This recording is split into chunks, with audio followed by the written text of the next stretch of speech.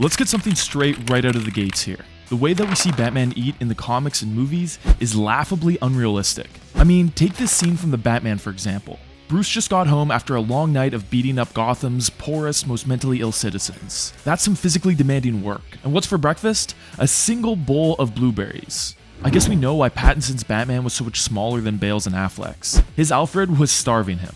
But what about the comic book version of Batman?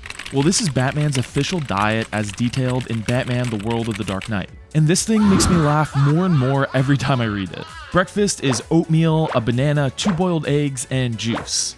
Okay. Dinner is grilled chicken, steamed vegetables, and rice? And he hydrates constantly just with normal water. Now, this looks like the diet plan of an almond mom with a Pilates addiction and a Weight Watchers subscription, not the diet of the world's most elite athlete. A man who goes 1v his entire city every goddamn night. Now, I can't just sit around while Batman is disrespected like this. So I'm gonna do the writers a favor and create the real, unofficial, official, scientifically backed Batman diet plan. So we can answer questions like, how many calories would Batman realistically need to eat each day? What specific foods would he need to include or avoid to reach peak performance? How many calories does bedroom cardio with Catwoman really burn, and why is it so functionally optimal? And how can we use all of this information to reach our own goals and give our own physical performance a huge boost? But before we get into everything, a quick disclaimer. The diet Batman would follow in real life is extreme and sometimes puts physical performance ahead of long-term health. So while this video is going to include a huge amount of useful information for you guys to reach your own fitness goals, I wouldn't recommend that you copy Batman's diet beat for beat. Okay, so in real life, Batman's diet would be broken down into 2 sections that I like to call the Bruce Wayne diet and the Dark Knight protocol. We'll cover both parts of Batman's diet, and then I'll show you an example of what a real day of eating from Batman would look like. And spoiler alert, it's even more insane than you could ever imagine. Now guys, this is the first episode of my new Becoming Batman series, where in each episode I'll be breaking down a different aspect of Batman's physical or mental performance from a scientific perspective, so I can give all of you the ultimate blueprint for becoming Batman. If you want to see the series continue, make sure you like the video, subscribe, and comment down below what the next episode should be about. Let's start by covering the Bruce Wayne diet. This section of Batman's diet covers all of Bruce's daytime eating, which would make up about 75% of his overall calories consumed. But speaking of calories, how many would the Dark Knight have to consume each day to fuel his insane level of activity and maintain his stacked 6'2", 210-pound physique? To figure this out, we first need to find Batman's BMR, or basal metabolic rate, which is the amount of energy that his body needs every day just to maintain regular function and stay alive. This doesn't account for any of the energy that he burns training, crying about how few parents he has, or during his daily bedroom cardio sessions with Catwoman. We'll calculate all of that later, don't worry. Using the Harris-Benedict equation, and assuming this version of Batman is 6'2", 210 pounds, and 30 years old, we find that his BMR is approximately 2,096 calories per day. However, since this standard formula doesn't account for the fact that Batman is a diesel-powered Sigma unit who has a well above average amount of calorie-hungry muscle mass, we'll be adding an extra 500 calories to his BMR. This adjustment is to reflect his higher muscle mass and lower body fat percentage, which increases his metabolic rate. So his adjusted BMR is about 2,596 calories per day. Now, thanks to Batman's official training schedule found in Batman: The World of the Dark Knight, we know that Batman trains 3 times a day, with each training session lasting about 90 minutes. An hour of intense exercise can burn anywhere between 500 and 1,200 calories. Weightlifting is on the low end of that, running is on the high end, and intense psychedelic-assisted therapy to get over the trauma of your parents getting double homicided right in front of your eyes is right in the middle of that calorie-burning range. So, since Batman's training involves a wide range of disciplines, we'll be averaging out the calories burnt at 800 per hour, equaling 3,600 calories burnt from exercise over the course of an average day. But of course, we can't forget about the long nights of crime fighting. Since this is a combination of running, swinging, fighting, prowling, and thinking about vengeance, we'll say he burns an average of 600 calories per hour, and since he's out for about 5 hours per night, that'll be totaling 3,000 calories per night, meaning that in an average 24-hour period, the Dark Knight would need to consume a massive 9,196 calories. That is a lot of blueberries. But for real, what would Batman actually be eating to get all those calories in? Because trust me, a couple hard-boiled eggs, orange juice, and some oats isn't gonna cut it. So to figure out what he would need to eat, we first need to figure out what percentage of these calories would come from each of the 3 macronutrients: proteins, fats, and carbohydrates. Now, your typical gym bro would sort this out by using a standard macronutrient percentage split, like 40% carbs, 30% fats, and 30% proteins.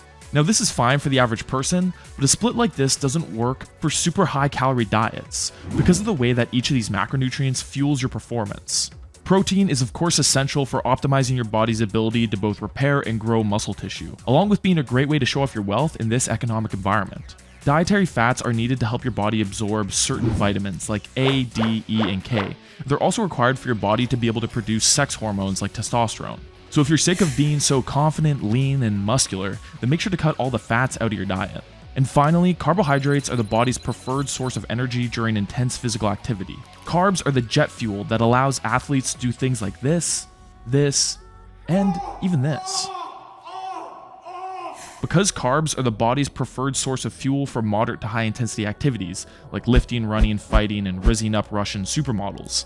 And since our boy Bruce is going to be non-stop engaging in these exact types of activities, his body would be burning through carbohydrates faster than Disney is burning through money making F-tier superhero movies. So while consuming adequate amounts of proteins and fats is hugely important for achieving and maintaining optimal physical performance, because of Batman's insane level of daily activity, he would need to follow a diet plan that is around 73% carbs, 16% fats, and only 11% protein in order to properly fuel all of his training and crime fighting. Now, please don't just copy Batman's exact macro split and expect that it'll make you look like this, because in reality, you'll end up looking more like this. A 73-16-11 split would only work for him in real life because of the ridiculous amount of calories he'd be eating each day. So even with only 16% of his calories going towards fat and 11% going towards protein, he would still be getting the right amount of each macronutrient because he's just eating so much food. But while this exact macro split most likely wouldn't work for you, you can still use the same method that I used to calculate his macronutrient requirements to figure out your own. Essentially, all you have to do is eat 1 gram of protein per pound of your body weight per day, and 0.5 grams of fat per pound of your body weight per day, and then take all the rest of your daily calories and put them towards carbs. You can find the equations online to do all this math yourself, but you know Batman would never waste his time doing all this math on his own. He would use cutting-edge software, like the digital diet coach and tracking app MacroFactor, to figure out exactly how many calories and macros he would need to eat each day to reach his goals. And you could do the same thing, link down below. Use code DEMERS for the first 2 weeks free.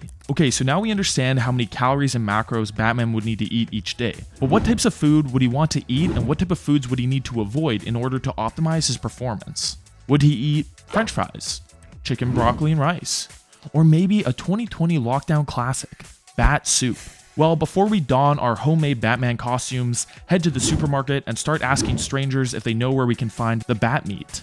We're gonna need to fill out our Batman grocery list by finding foods that are 1. Calorie dense and minimally filling. Because if Batman was eating the wrong foods that are too filling, like regular potatoes, he would need to eat 16 pounds of the stuff just to hit his daily carb goal. Number 2. Foods that are easy to digest. Because without prep time, even Batman could be taken down by a sore tummy. And number 3, foods that contain a wide variety of quality vitamins, minerals, essential fatty acids, and amino acids. And by the way, this video is mostly focused on the actual food Batman would need to eat. So if you want me to make a Becoming Batman video on what Batman's scientific supplement protocol would look like this video, subscribe, and comment Batman sups down below. Okay, let's start off our quest to find the perfect foods to fuel Batman's performance by talking carb sources.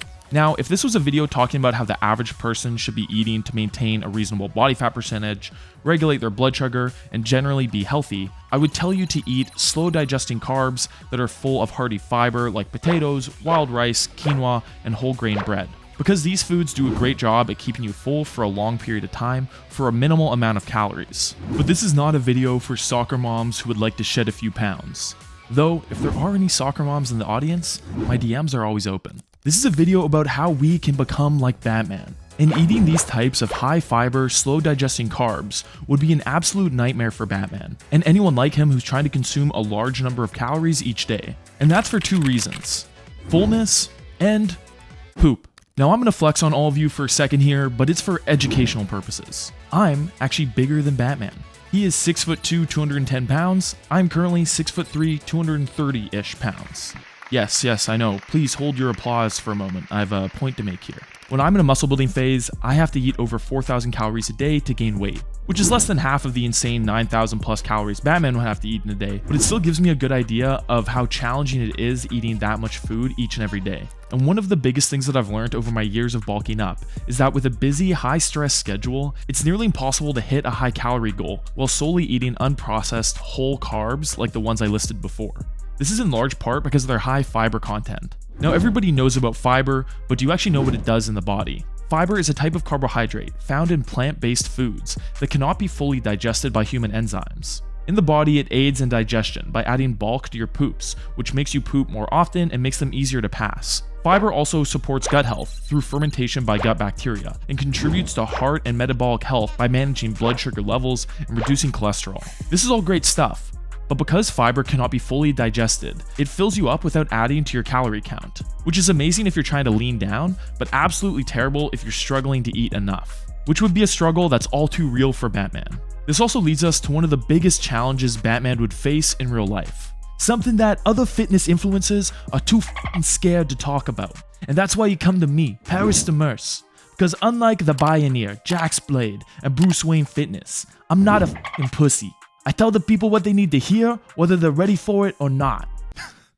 That's the fucking worst gangster accent of all time. So what is this massive issue?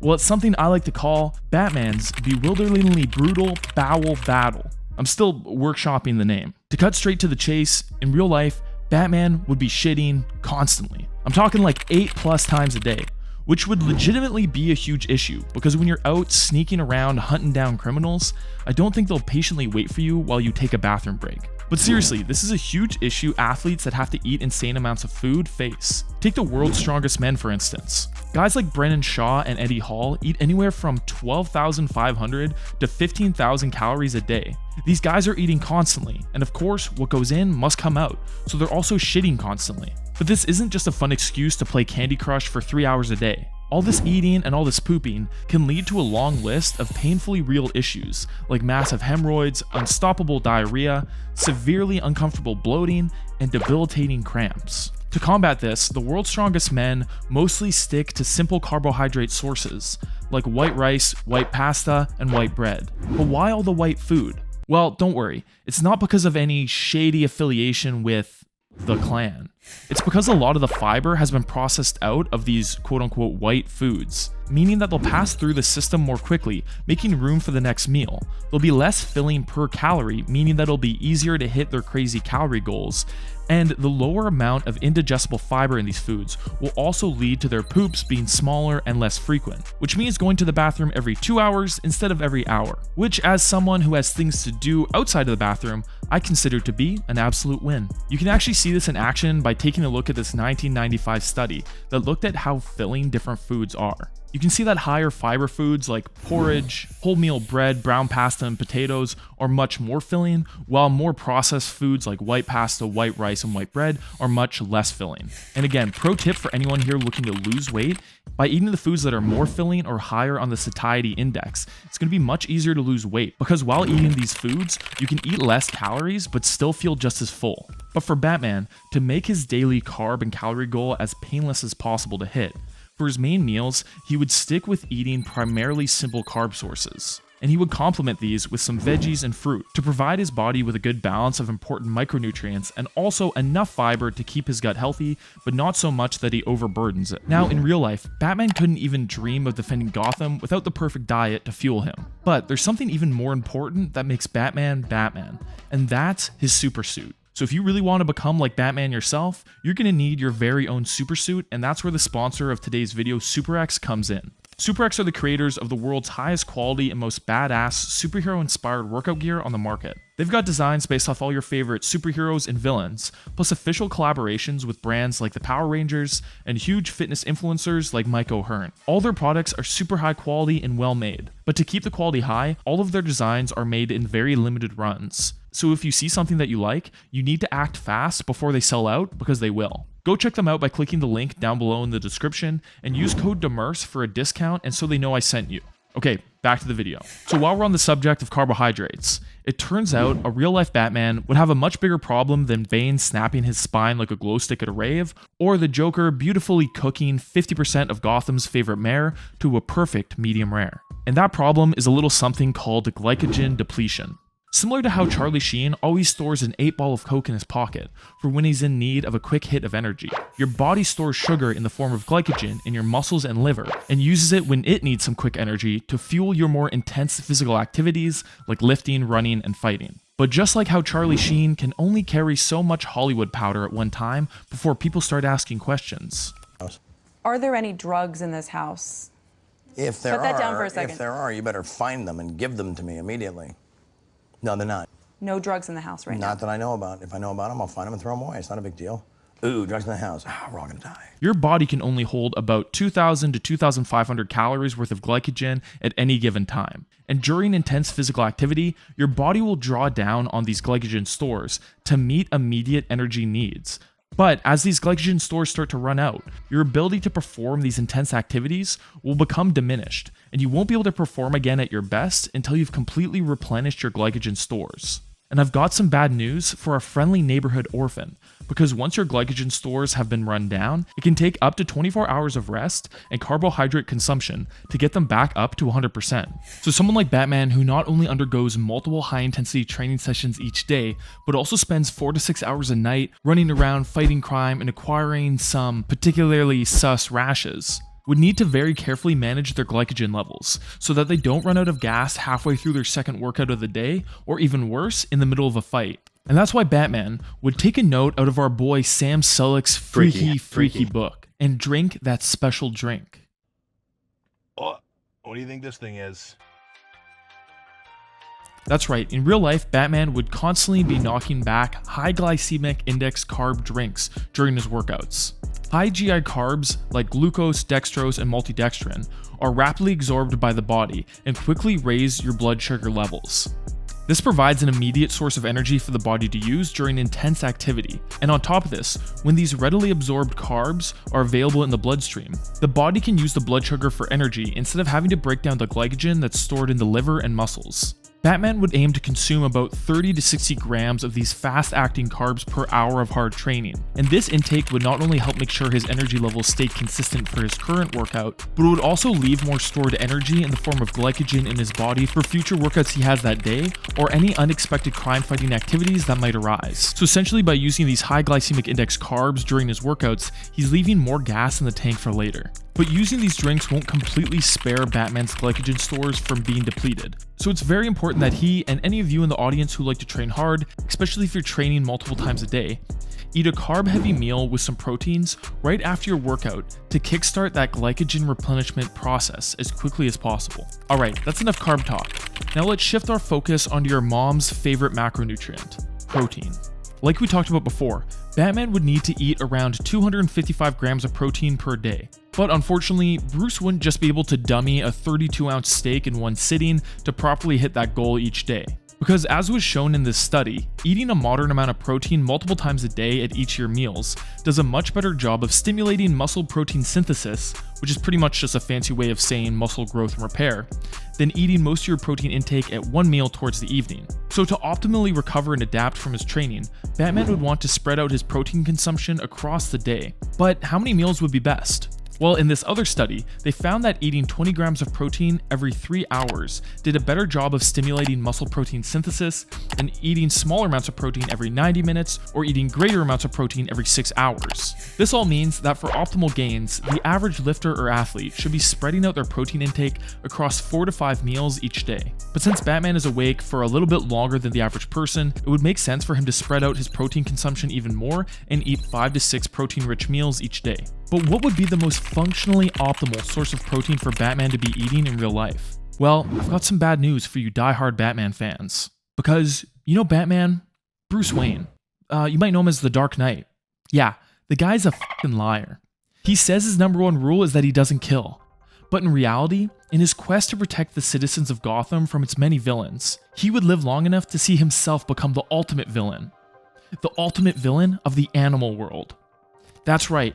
He would steal their young, drink the milk from their teats, And yes, he would even break his #1 rule and slaughter them for their sweet, sweet nutrient-dense flesh. What I'm getting at is that in real life, Batman would primarily get his protein from animal sources, rather than opting for plant sources of protein. This is for 3 main reasons.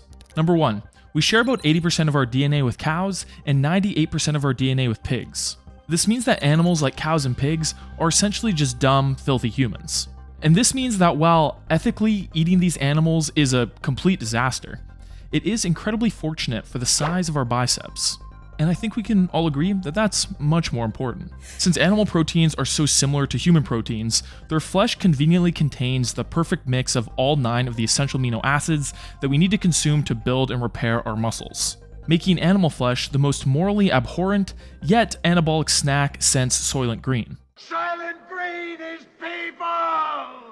In contrast, plant-based protein sources are typically not complete protein sources, meaning that if eaten alone, they won't provide the body with the right mix of essential amino acids that it needs to perform at its best. Reason number 2, plant-based proteins are less bioavailable than animal proteins. This means that they're harder for the human body to use. Their digestibility is often lower due to fiber and thick cell walls. Plant-based proteins also contain anti-nutrient factors like phytates and lectins. I'm not pronouncing that right, which can inhibit protein absorption, and also because of their high fiber content, plant proteins are slower to absorb than animal proteins, making them less ideal in situations where you need a fast hit of protein. This is precisely why, if I were Batman and I was trying to figure out the perfect place to eat out, I would go with Catwoman instead of Poison Ivy. Animal protein all day, baby. By the way, guys, if you want to give your input for the next episode of the Becoming Batman series, you should come join my Discord. I'm in there every day talking about life, fitness, YouTube, and more. Click the link down below to join, and I'm excited to see you guys there. And finally, number 3, animal protein sources like meat, eggs, and fish contain a wide variety of highly important vitamins, minerals, and essential fats like B12, zinc, iron, asol, and omega-3s. Now, this isn't to say that you can't be a high-performance athlete while following a plant-based diet.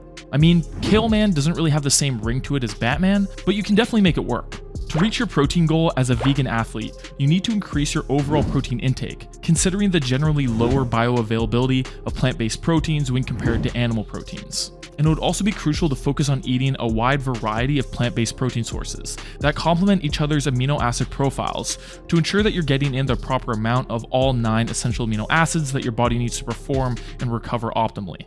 Now, as any mutant mass guzzling meathead at your local gym will tell you, eating enough protein is incredibly important. But did you know that eating too much protein could actually be killing your gains?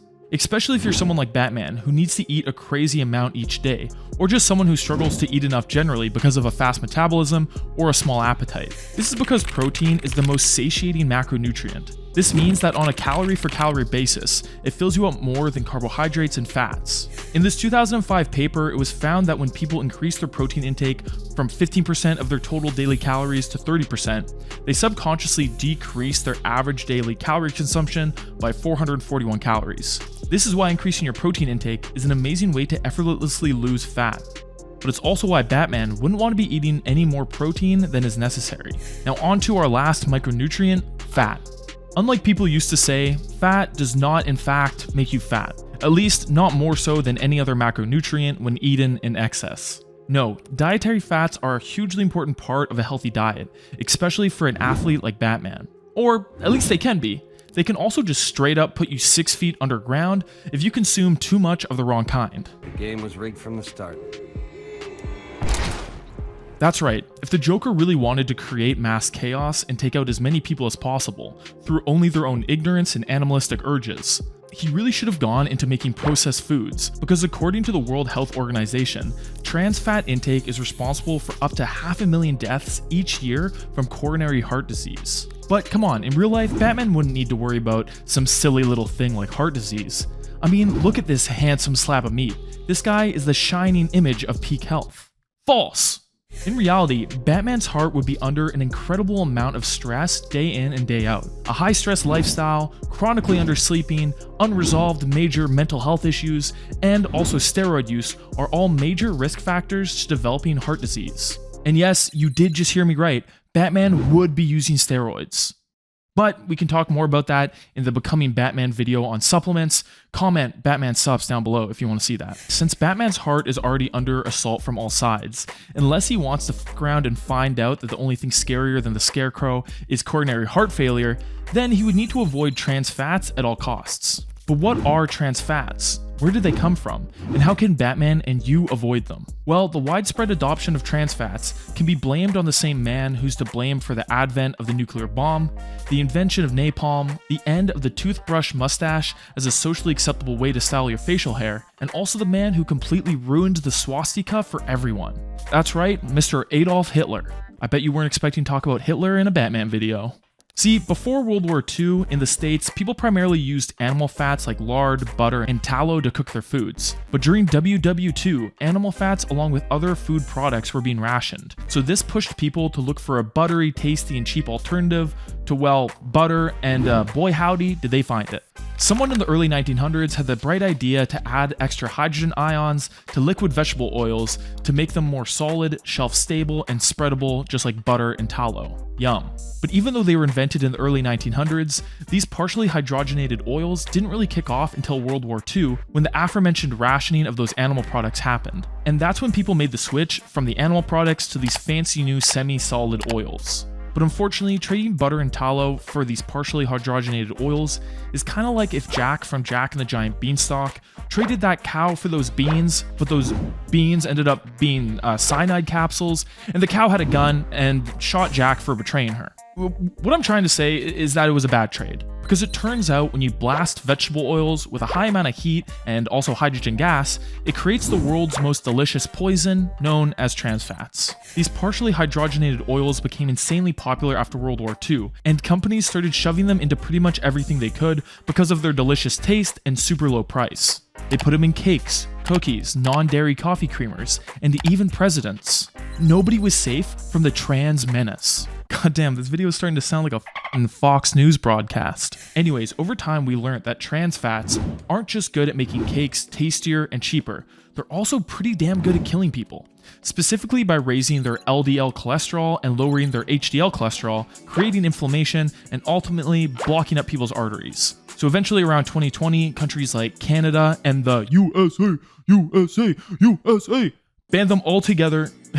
Banned adding trans fats to foods, while the EU and India limited the amount of trans fats allowed to 2 grams per 100 grams of fat in food. So why the F are we still talking about them if they've been banned or severely limited? Well, unfortunately in the US, if a product has 0.5 grams of trans fats or less per serving, they're legally allowed to say that it's trans fat free. And trans fats are also created when vegetable oils are repeatedly heated, so that means you can still get a good amount of trans fats from eating fried foods.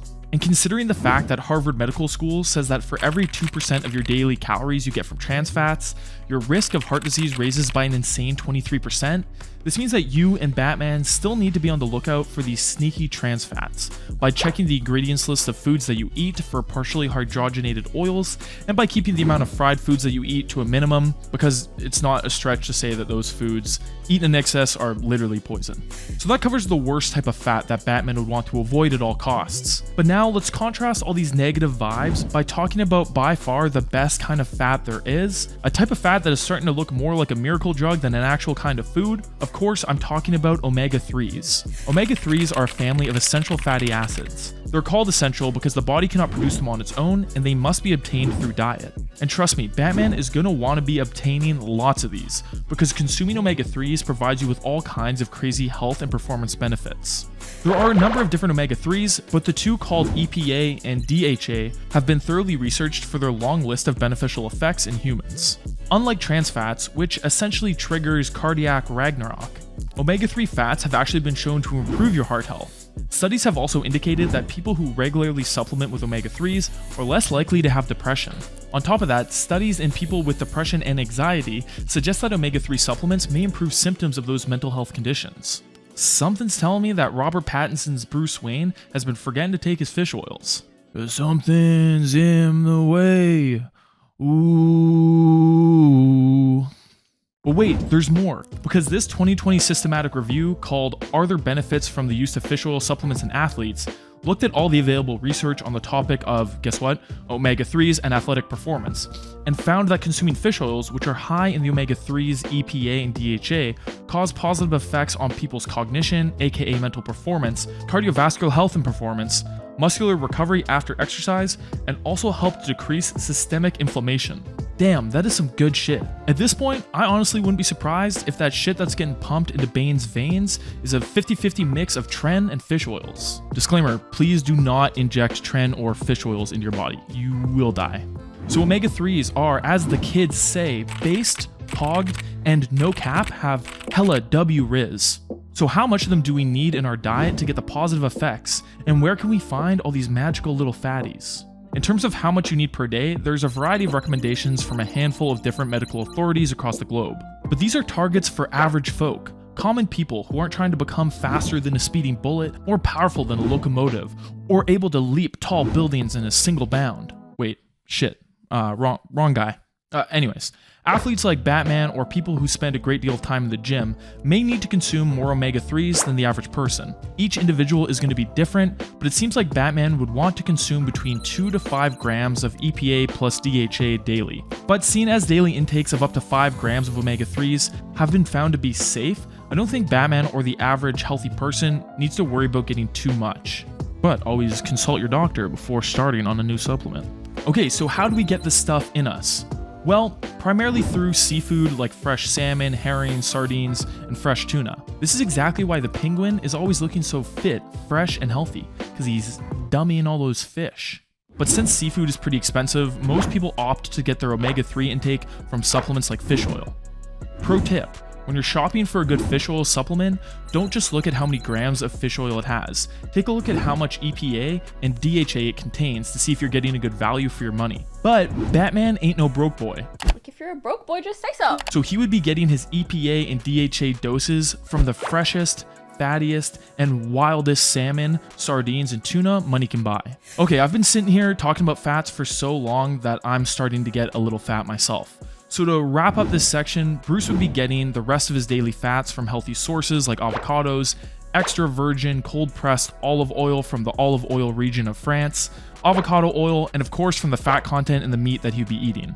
Now, are you guys ready for a fun Batman fact? Bruce Wayne is well known as Gotham's saltiest guy. That's right, he's so goddamn salty about his parents getting gunned down GTA 5 style that he dresses up as a flying mammal every night to fight crime and free his city from the exact type of criminals that put mommy and daddy Wayne 6 feet under. But staying this salty ain't easy, especially when you're training as hard as Bruce does. Because did you know that the average athlete loses 1 to 3 liters of sweat per hour, or 33 to 100 ounces for you Uncle Sammers in the chat? And along with losing all that liquid, the athlete will sweat out all kinds of important electrolytes like potassium, magnesium, but especially chloride, and of course sodium, known as salt. You can see where I'm going here. For example, a runner who loses 3 liters of fluid during 1 hour of heavy sweating is losing between 1.4 and 5.5 full grams of salt. That is a shit ton of salt to lose, and someone like Batman who trains hard multiple times a day would be at severe risk of losing too much salt, which could negatively impact his performance in a huge way, and actually become deadly if he let it get too far. Excessive salt loss during intense exercise can lead to hyponatremia, where blood sodium levels drop dangerously low, causing symptoms like headaches, nausea, and in severe cases, seizures, coma, or even death, which is the worst symptom. Low sodium also impairs muscle function, leading to weakness or cramps, and also disrupts the body's fluid balance, potentially causing dehydration and reduced stamina. So with the 8+ hours of intense physical activity Batman goes through each day, he would essentially need to become the Scarface of 100% natural Himalayan sea salt.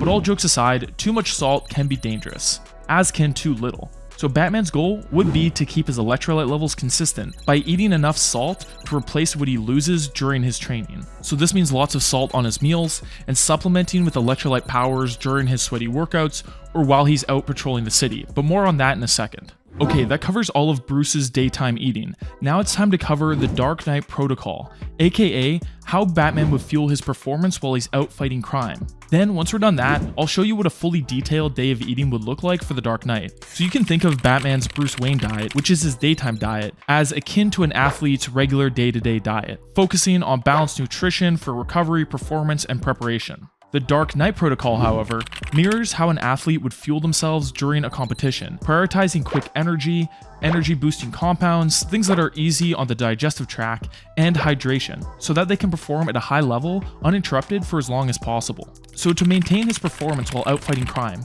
Batman would rely on 3 different drinks.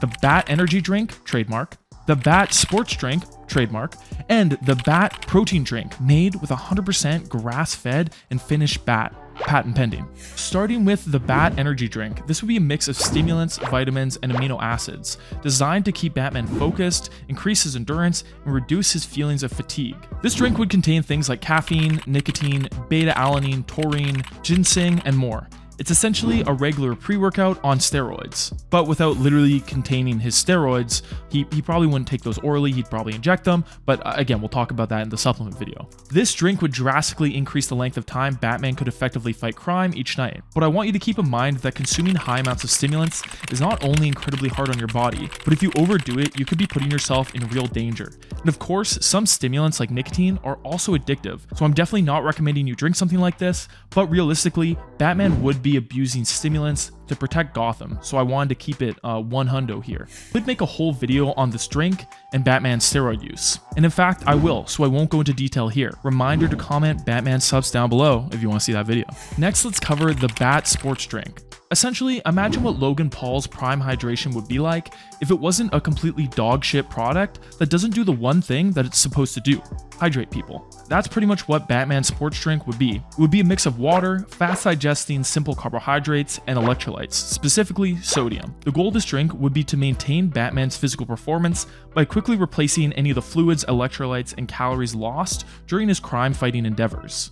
And finally, for longer nights out on the town, Batman would have 1 to 2 Bat protein drinks, which wouldn't actually be made out of bat, at least most likely not. Actually, I haven't looked into the efficacy of bat protein, but instead they'd be made out of a high quality grass-fed hydrolyzed beef protein powder.